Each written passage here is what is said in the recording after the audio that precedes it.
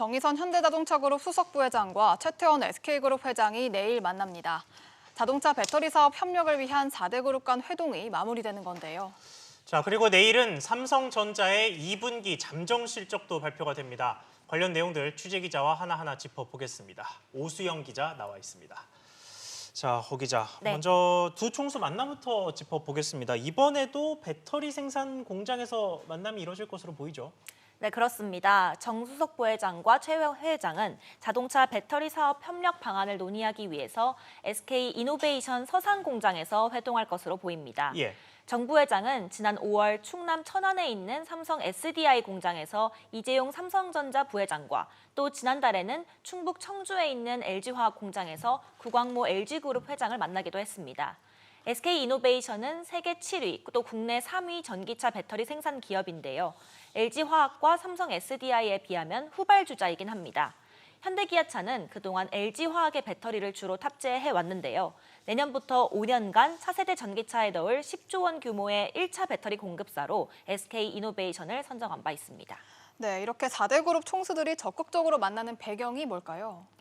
네, 4대 그룹 총수들이 이렇게 좀 이례적으로 특정 사업 분야를 두고 개별 회동을 하는 데에는 전기차와 배터리가 미래 먹을거리라는 판단이 깔려 있습니다. 글로벌 전기차 시장은 해마다 10%가량 성장하고 있고요.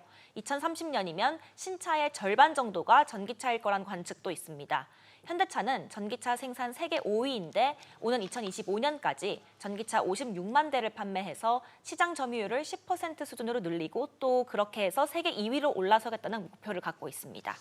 네, 그리고 실적 관련 전망도 좀 짚어보죠. 내일 삼성전자 2분기 잠정 실적이 나오는데 전망 어떻습니까?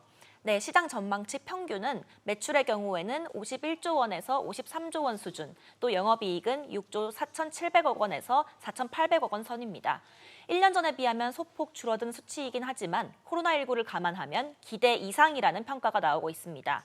영업이익이 7조 원을 넘겨서 지난해 같은 기간보다 오히려 나아진 실적을 냈을 거라고 본 증권사들도 있습니다.